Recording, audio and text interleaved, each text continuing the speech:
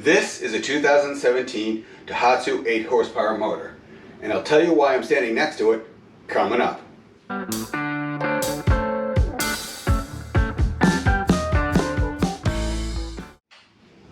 while back I wrote a blog post about how we were thinking about upgrading our current dinghy that we carry on Calypso II to something larger and faster. If you recall, today we carry an 8-foot 2-inch dinghy, North Atlantic Inflatables, high pressure floor, inflatable keel boat with a Mercury 3.5 horsepower outboard.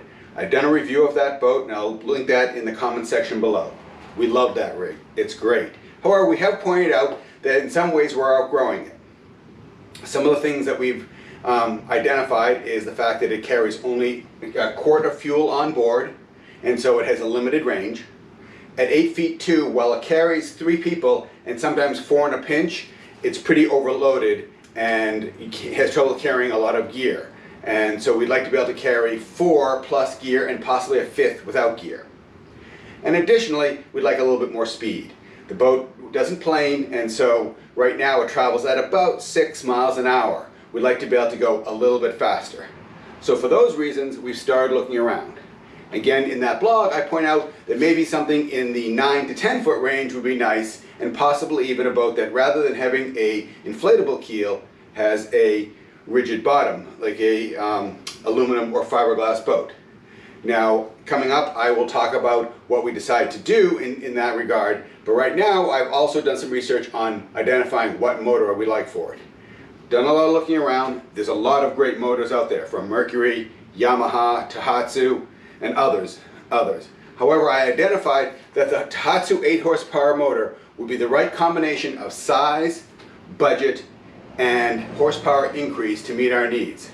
So I had set my sights on purchasing a new Tohatsu 8 horsepower motor. Now it just so happens that I was looking on Craigslist recently and I found this guy. So this is a 2017 Tohatsu motor, exactly the one we're looking for. It happens that the owner, who lived in Essex, Connecticut, had just sold his boat and purchased a new boat that came with a brand new dinghy with a new Tohatsu 9.8 horsepower motor, so he was done with this. And so this motor has 10 hours of operation. I made a good deal with him at about half the price of a brand new Tohatsu 8 horsepower motor, and I bought it last week. So in a moment we're going to do a walkthrough and take a look at this motor, and then after that we will run it and see how it runs. So some of the features of this Tohatsu 8 horsepower motor include the fact that it has full forward, neutral, and reverse shift, which the current 3.5 does not have. Of course, it is 8 horsepower, which is more than doubling. The current horsepower is 3.5, so doubling would be 7, so it's more than doubling. It is a twin cylinder motor, unlike the current engine, which is a single cylinder. Looking down here, it has through the hub exhaust, and the current motor does not, so it's a little bit quieter. It has the same shift control as the current boat. In fact, it's identical to the one, which tells you a lot about these motors. I believe all of these motors, up to about 9.8 horsepower, are actually made by Tohatsu, which possibly is made by Nissan. Now, I have to check on that. But certainly the Mercury and what was Evinrude, which is now out of business, small horsepower motors were made by the same company, and you'll see, other than the power hood, they are pretty much the same. So again, and this motor is 8 horsepower, and let's just take a look under the power hood. As you can see, as I mentioned, this motor has 10 hours on it, and so it is incredibly clean. You can see that the carburetor is clean. I mean, even the oil. Let me grab a cloth here.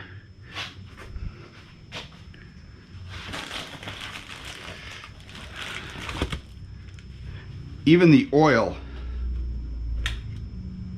if you can see that, is totally clean. So this engine is in outstanding shape.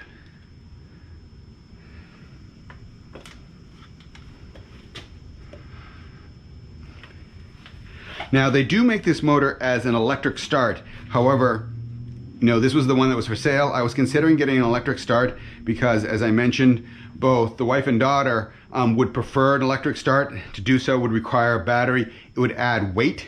This engine weighs about 87 pounds. That's as compared to the 3.5, which weighs about 37 pounds. So that's more than doubling the weight of the boat, of the engine, excuse me. However, because we now carry the dinghy on trick davits as opposed to the Weaver davits, we don't have to take the engine on and off after each use, and so it won't be a problem. We'll just have to put the motor on once a season and then go from there. Just try to get this power hood back on. There we go. So I was able to start it, and we will take it outside. We will hook up the water muffs and we'll see how it goes. Coming up. So I brought the engine outside here to the garage. We're going to hook up these water muffs, which are connected to the garden hose and deliver water to the intake. It's too big for the bucket.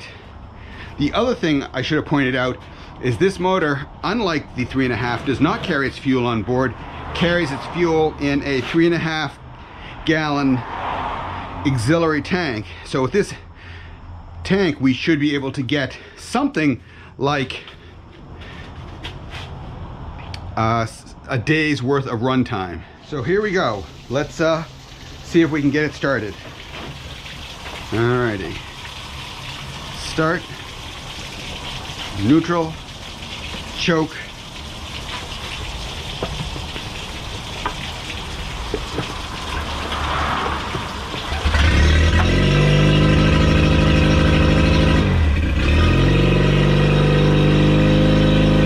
Not too shabby, has to warm up a bit. As you can see, it's pumping a good strong stream. It's a little noisy now.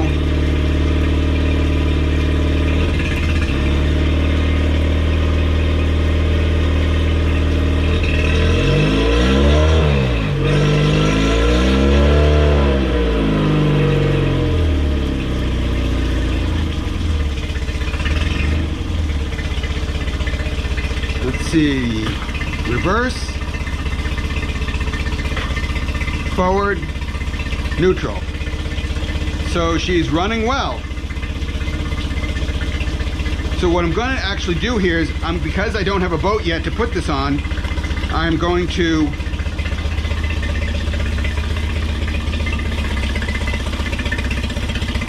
run the engine out of gas. So to do so, I'm going to disconnect it from its fuel and let it run until the engine shuts off, and put it away for the season.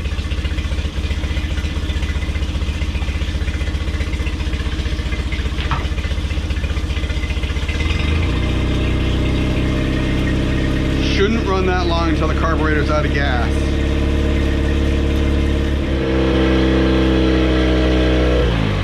There it goes. All right.